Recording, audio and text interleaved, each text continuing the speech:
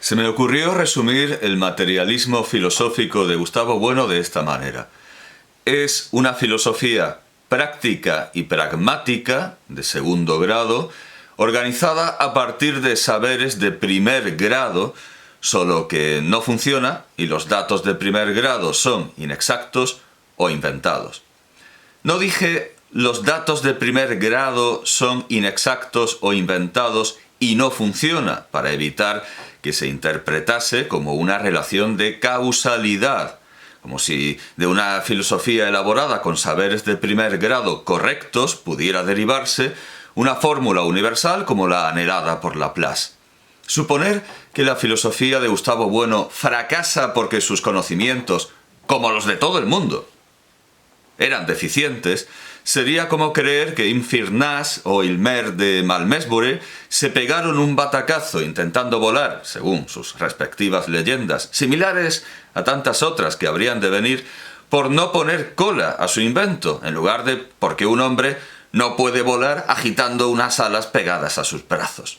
Pero esta definición valdría para cualquier materialismo filosófico y para cualquier socialismo científico de corte marxista. Ya decía José Guillermo García Valdecasas que el marxismo, al haberse aplicado y haber fracasado, se ha autorrefutado definitivamente, ya que bien está que fracase la aplicación del cristianismo, cuyo reino no es de este mundo, y hacia ese otro mundo incardinaba su praxis San Justino, añadimos nosotros. Pero a partir de sobre la cuestión judía, Marx aplica esa praxis a este mundo, y este mundo lo ha desmentido. La filosofía moral y política de Gustavo Bueno se autorrefuta aún más rápido, y afortunadamente sin necesidad del experimento de la aplicación. En una entrevista concedida a Víctor Manuel Amela Bonilla para La Vanguardia en 1999, con el titular «Yo mataría a Letarra Barrios con mis manos», Gustavo Bueno dice: «Tuve una pistola del 9 largo al terminar la guerra, a los 23 años.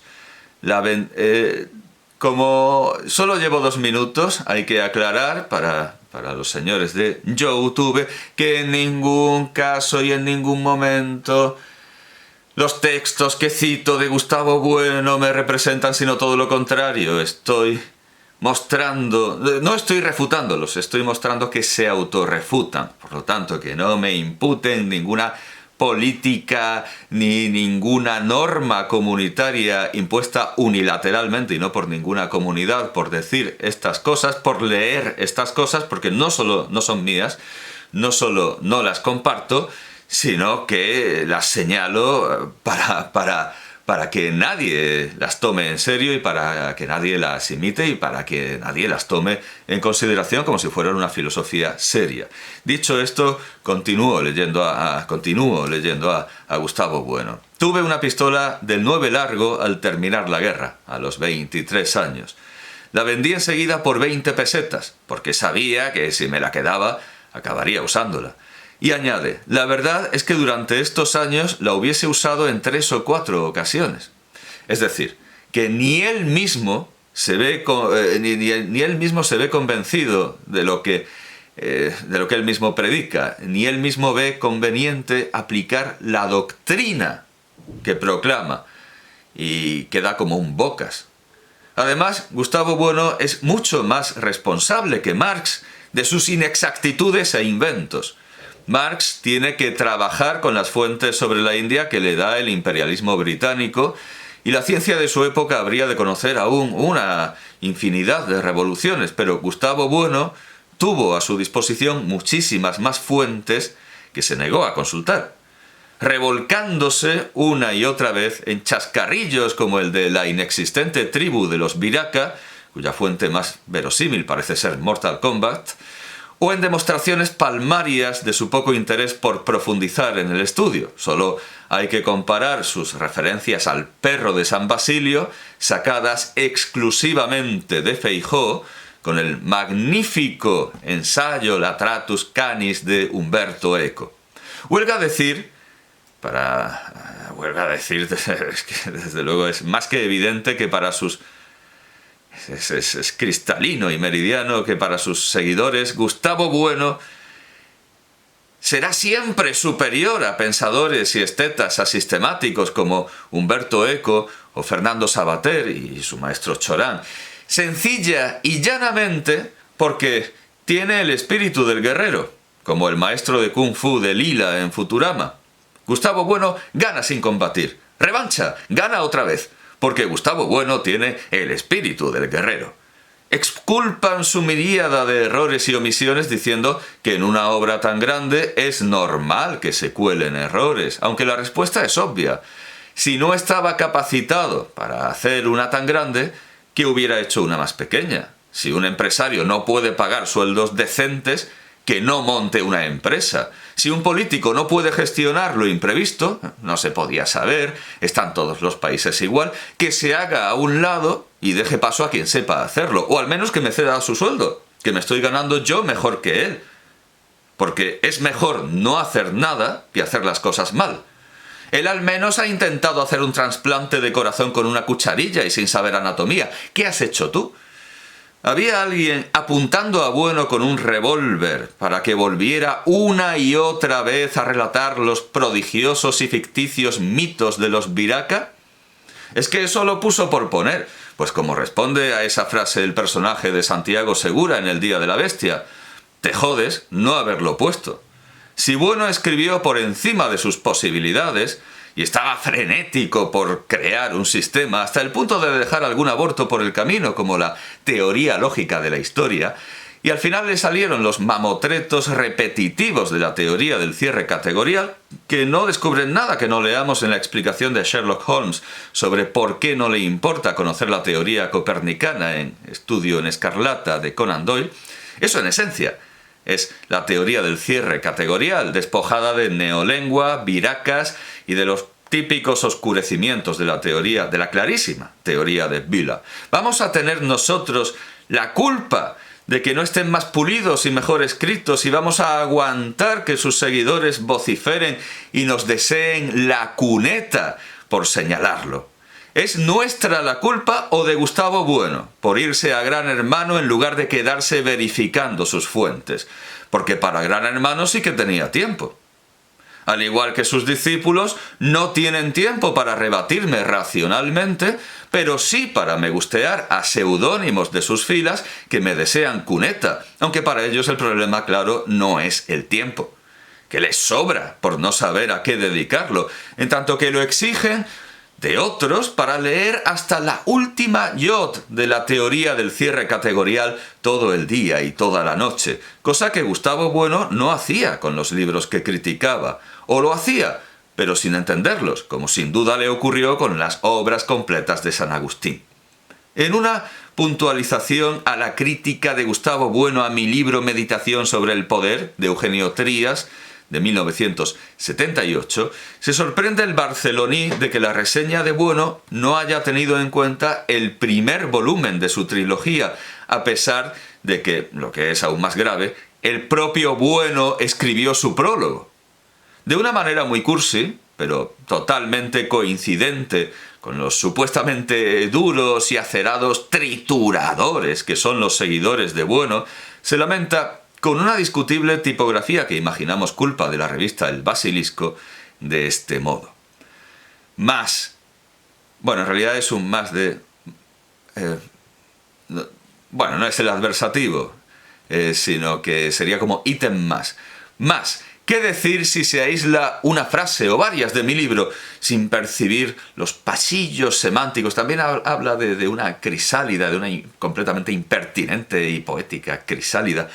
¿Qué decir si se aísla una frase o varias de mi libro sin percibir los pasillos semánticos que los conectan a través de diferentes líneas de fuerza con la totalidad del texto?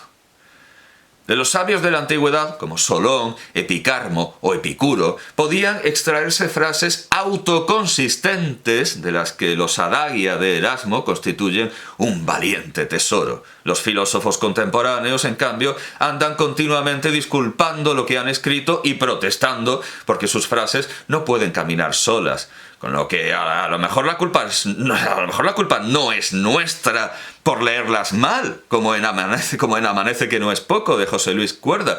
Déjame tu novela. No, sí, hombre, para que la leas mal y me la jodas. Amanece que no es poco, de 1989. Sino que a lo mejor la culpa es suya, por no haberlas escrito bien. En todo caso, la mala lectura de Gustavo Bueno le vale a Trías para entonar el peán de victoria. Dentro, dice, de la mediocridad reinante y en medio de tanta razón instrumental, el proyecto filosófico de Gustavo Bueno es de los pocos que presentan una dignidad y una ambición merecedora del mayor elogio. De ahí que respete su crítica, aún disintiendo de ella. Bueno, dice, aún disintiendo, o sea, todavía disintiendo. En realidad es válido, o sea, quiero decir, por eso digo que no son errores tipográficos, sino una extraña tipografía. Aún disintiendo de ella. Solo la crítica que expresa una corriente interior de simpatía, pues muy interior, y se expone en conceptos rigurosos, como los suyos, es merecedora de atención. La otra, que no alcanza esos mínimos requisitos, solo puede mover a pecaminosa satisfacción interior. Ladran, luego cabalgamos, como solía decir Antonio Maura. Pero la frase de Antonio Maura era mucho más cínica y realista, y por lo tanto más ajustada a las necesidades de los discípulos de Bueno y a las verdaderas intenciones de Trías, que a pesar de sus palabras, después de haber explicado la chapuza interpretativa de Bueno, es obvio que lo está metiendo entre los que ladran. La saco del Anecdotario Histórico Español de María Francisca Olmedo de Cerdá. En 1881, durante una de las primeras sesiones de las Cortes, estando sentado don Antonio Maura junto a don Carlos Navarro Rodrigo, le pareció tan atinado lo que estaba diciendo un orador de la oposición que asintió con el ademán y lo comentó en voz baja laudatoriamente.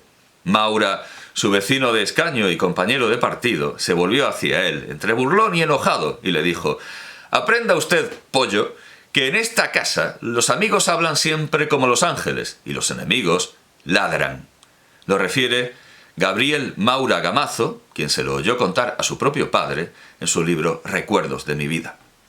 Es asombroso que quienes se apresuran a compartir visiones elitistas como la de Jorge Luis Borges, el fútbol es popular porque la estupidez es popular, no caigan en que el vituperio general tiene el mismo y nulo valor para demostrar la calidad de una obra que el público aplauso, y que en lugar de aprender de los muertos, que no reaccionan cuando los alaban, y tampoco cuando los insultan, sino que están a otra cosa, se convenzan de que están conduciendo bien en un mundo de locos en el que todos van en contradirección. Pero esta misma gente es la que quiere demostrar que lo que digo no vale nada, porque yo tengo 7.000 seguidores y el fanático de turno al que pretenden defender 100.000. Bueno, y hay gente que por comer de manera enfermiza y obsesiva tiene como seguidores un monto equivalente a la población de Lituania. Mientras ellos mismos, que me critican, tienen un solo seguidor en redes sociales, que son ellos mismos, o su madre, que verá sus vídeos mientras les hace chocolate con picatostes, o una vecina que un día llamó para quejarse de que hacían mucho ruido aullando por las noches y que ahora tienen encerrada en el sótano.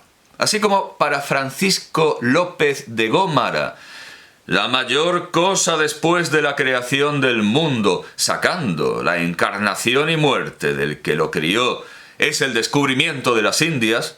Para sus seguidores, el mayor filósofo después de Platón es Gustavo Bueno, e incluso a secas, el mejor escritor del mundo, ya superando a Platón, como lo consideraba, según varios diarios de tirada nacional, un profesor del Instituto de Enseñanza Secundaria Santa Teresa de Jesús de Madrid, al que se intentó expedientar por sus insultos y exabruptos, que a veces hacían que el alumnado saliera llorando, como si se hubiese dado una plaza docente a Herodes. No pudiendo hacerse por falta de pruebas, no pudiendo incoarse expediente, se produjo una verdadera estampida del alumnado hacia otros centros. Y es que se da en Gustavo Bueno y sus seguidores una curiosa idea de lo que es un psicologismo.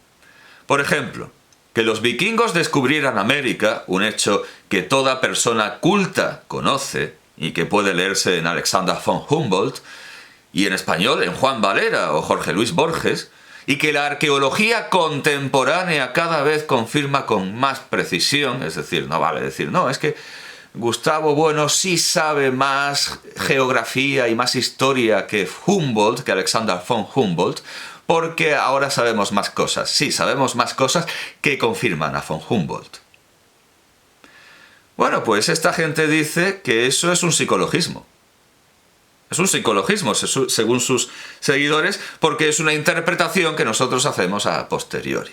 Y entonces citan una portada de tono para la ametralladora que forma parte de su escasísima biblioteca mental de temas no políticos ni filosóficos, todas procedentes de obras, todos estos títulos son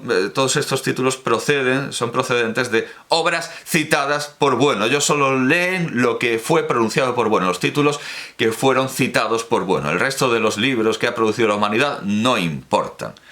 Por ejemplo, Knock o El triunfo de la medicina de Jules Romain. Ese libro lo conocen porque lo citó Bueno, porque lo leyó Bueno y entonces se puede leer, están autorizados, está en el índice de libros autorizados.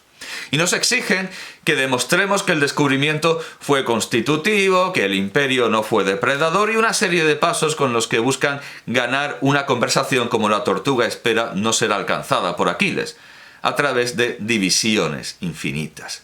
Se pueden hacer muchos juegos con Gustavo Buenistas. Por ejemplo, he dicho, parafraseando a John Waters, que si os dicen operatorio, psicologismo, nematológico, que pensar es pensar contra alguien, os cuentan el chiste del tipo que se va a la guerra de los 100 años, o se ríen cuando Juan Ramón Jiménez dice Dios está azul, os vistáis y os vayáis. Pero si además os hablan del Dios de los poetas, sin citar a Varrón, en ese caso yo creo que está justificado llevarse también la cubertería. Y cuando la echen falta, exigir que defina cubertería, rechazando todas las definiciones por psicologistas y lisológicas. Eso podría llevarnos a un juego de beber que tiene el inconveniente de ofrecer una enorme letalidad. Cada vez que un Gustavo Buenista diga psicologismo, chupito. Cada vez que lo cometa, doble. Son desde luego llamativas las deficiencias cognitivas y emocionales de Gustavo Bueno. Su incapacidad para entender una metonimia como Dios está azul en Juan Ramón Jiménez o una portada de Miguel Brieva para un libro coescrito por Carlos Fernández Liria, quien decía en una entrevista de 2008 para El Viejo Topo con Salvador López Arnal que Gustavo Bueno y su entorno habitan un universo completamente cerrado, desde el que les resulta imposible comprender nada que quede fuera de él. De este modo, tengo la sensación de que discutir con él, a no ser que se trate de alguna polémica interna al buenismo, es una completa pérdida de tiempo, pues como digo, con frecuencia parecen radicalmente incapaces de entender nada más que a sí mismos. En el caso del propio Bueno, eso le lleva incluso a perder el sentido del humor. Por eso no he hablado solo de deficiencias cognitivas, sino emocionales, porque el humor, digamos, podemos decir que es quizá la expresión más elevada de la inteligencia, por eso debemos hablar de deficiencias cognitivas, pero al mismo tiempo tiene que ver con el placer. Y aquí hablamos ya de deficiencias emocionales. En la crítica que nos dirige, sigue Fernández Liria, hay algo que me ha dejado estupefacto. Debe de ser la única persona del mundo que no ha entendido el chiste de la portada, la ilustración de Miguel Brieva en la que se ve un puesto de hooligans vendiendo bufandas para el fútbol con nombres de filósofos. A Bueno, ese chiste le parece una invitación a salir a manifestarse en defensa de la filosofía en abstracto, reivindicando a Kant o a Hegel con banderas y consignas. No alcanzo a diagnosticar cómo se puede llegar a perder tanto el sentido de la realidad. Una persona que ya no es capaz de distinguir una manifestación contra la guerra de Irak de unos hinchas clamando por el Real Madrid no puede llegar muy lejos en sus juicios políticos. Pero claro, en efecto, no se puede olvidar que a Gustavo Bueno, los millones de personas que se manifestaron contra la guerra de Irak, justo antes de la reunión de las Azores, le parecieron que no hacían más que reivindicaciones abstractas, que no pedían más que la paz en abstracto, así en general, de forma idealista. Bueno, fue la única persona del mundo que no fue capaz de conectar esas reivindicaciones con el contexto de la guerra de Irak. La palabra paz en su cabeza era una pura abstracción, en absoluto significaba un no determinado y concreto al discursito de Aznar en las Azores. Hasta Spinette habría realizado en ese momento esa conexión, pero él no lograba verla por ningún sitio. Todo el mundo navegaba en la abstracción excepto él. Es que es eso, el chiste del tío que va conduciendo. Madre mía, van todos en sentido contrario. Todo el mundo navegaba en la abstracción excepto él. Y naturalmente los que apoyaban la invasión de Irak. Hasta aquí Fernández Liria. Pero no es menos llamativo que Gustavo Bueno haya congregado a un número tan alto de personas que reúnen deficiencias similares o que peor aún, las fingen para poder encajar con la secta. Pues bien, resulta que el que los vikingos descubrieran América es un psicologismo.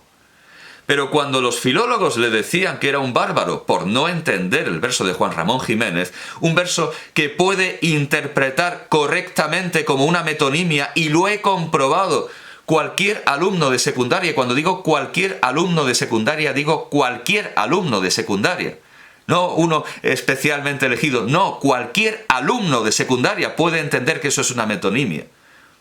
Y él respondía, Gustavo Bueno respondía, que el que se lo decía era un imbécil, eres un bárbaro y tú un imbécil. Pues eso no era un psicologismo. Y tú un imbécil no es un psicologismo. Como tampoco lo era cuando calificaba a alguien como cretino, chimpancé o persona cero. Excluyo de esta lista, excluyo generosísimamente idiota, porque eso sí era un término filosófico, aunque capcioso. No son psicologismos para ellos todos los insultos, gritos, saltos y lanzamiento de heces de sus discípulos, que no voy a decir que son peores ni más soeces que los de su maestro, porque el listón de los soez ya lo elevó a los cielos, como Sócrates trajo la filosofía de los cielos a la tierra, él ha llevado los soez de la tierra a los cielos, ya lo elevó a los cielos con su respuesta a quien se sonriera cuando él decía España. Y no hay nada peor que eso de persona cero, que parece un eco del antitipo de Erich Rudolf Jentsch, mientras que lo de chimpancé remite ya directamente a Julius Streicher. Si hemos de creer que estos calificativos que Bueno emplea en la entrevista de La Vanguardia de 1999 no son psicologismos, no es que se le haya calentado la boca, sino que son precisos y desapasionados tecnicismos, entonces Gustavo Bueno es un nazi. Bueno, la frase matarle no es matar a una persona, en esta misma entrevista de 1999, ya debería darnos alguna pista, ya que aunque se refiere a un etarra, análogo a un nazi, un talibán o un miembro del ISIS, nadie puede negarle su condición de persona.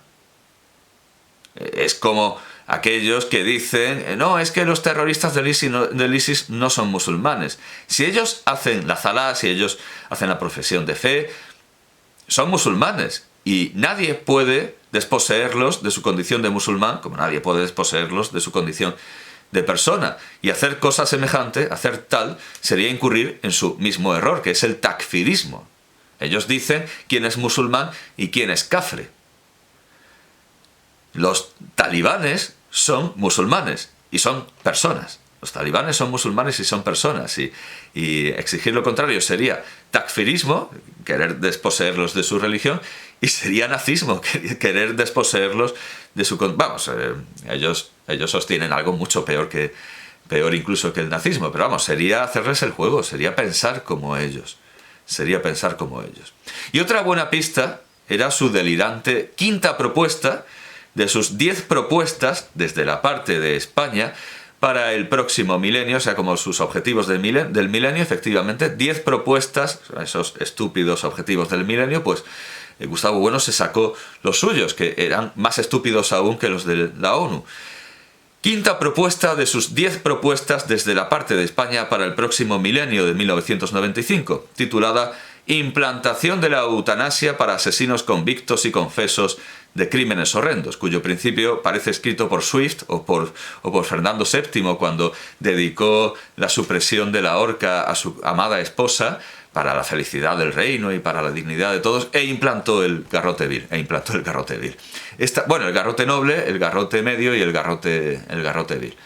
El garrote noble es que iban al garrote ensillados, pero vamos, en un caballo ensillado, mientras que el garrote vil iban sobre un jumento, iban sobre un burro y mirando a la cola, pero vamos, el destino era el mismo. El garrote era igual para todos. Quinta propuesta. Esta propuesta está fundada en el principio estrictamente ético de la generosidad. Sí, recuerda a Fernando VII. Y desde luego, por supuesto, es swiftiano. La generosidad. Por ello, no puede confundirse con lo que sería un mero cambio de nombre de la institución tradicional de la pena de muerte, implantada todavía hoy en 88 de los Estados miembros de la ONU. No es suficiente justificar esta confusión con el argumento de que, de hecho, lo que se propone es acabar con la vida del criminal, pues este hecho, lo pone entre comillas, e incluso podemos imaginárnoslo haciéndolo. Este hecho, ¿verdad? El hecho biológico, este hecho es solo... Estamos hablando de la muerte de una persona. Es solo un punto de intersección o de semejanza abstracta entre dos procesos muy diferentes, que no por ello sería legítimo confundir. De la misma manera a como tampoco sería legítimo confundir, amparados en el hecho, que consiste en la semejanza entre la ceremonia de romper el pecho de un hombre para arrancarle el corazón con la mano, ayudada de algún instrumento, oficiada por el sacerdote azteca que en la plataforma de la pirámide se vale de su tumi para extraer el corazón de la víctima y devorarlo, tras ofrecérselo a Huitzilopochtli, y la ceremonia del cirujano occidental, que en su quirófano se vale del bisturí para extraer el corazón del enfermo y sustituirlo por otro. Y esta propuesta termina como si lo hubiera escrito Adolf Hitler bien puesto de anfetas, como si el doctor Morell le hubiera hecho un buen regalito navideño. En el supuesto alternativo de que el criminal imbécil moral... Por favor, YouTube. Estoy leyendo, hablo a los cielos, estoy leyendo a don Gustavo Bueno. No me quites el canal de por vida.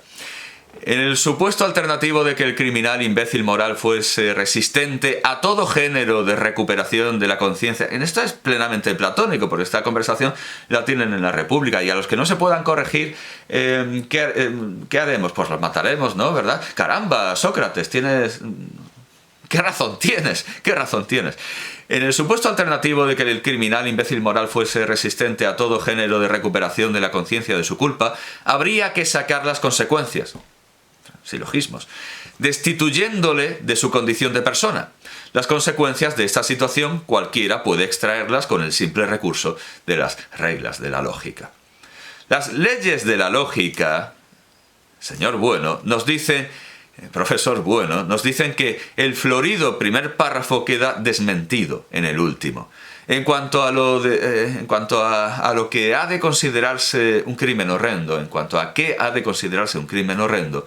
hay que recordar que Bueno acabó reconociendo que entre ellos estaban la corrupción y la sedición. Dijo que había que fusilar al lehendakari Juan José Ibarretxe, a quien citó también en una declaración sobre la inutilidad de la convivencia. Yo no quiero convivir con usted, quiero que se muera. Casi tan malo como ser un nazi es ser un mal educado. Digo casi tan malo porque muy pocos de los Gustavo Buenistas tendrán ocasión de ejecutar un genocidio a base de eutanasias procesales y destituciones de la condición de persona, pero sí de reventar hartos eventos sociales y de atormentar a generaciones enteras de alumnos a base de ver el psicologismo en el ojo ajeno, pero no el psiquiatrismo en el propio. Este extremo me obligó a añadir esta precisión a la definición con la que empecé este discurso. Todo expuesto en un sistema con más brechas que sistema, helenismos innecesarios y malas formas a las que nunca se les cae el pelo de la dehesa. No me detendré en la falta de empatía y educación de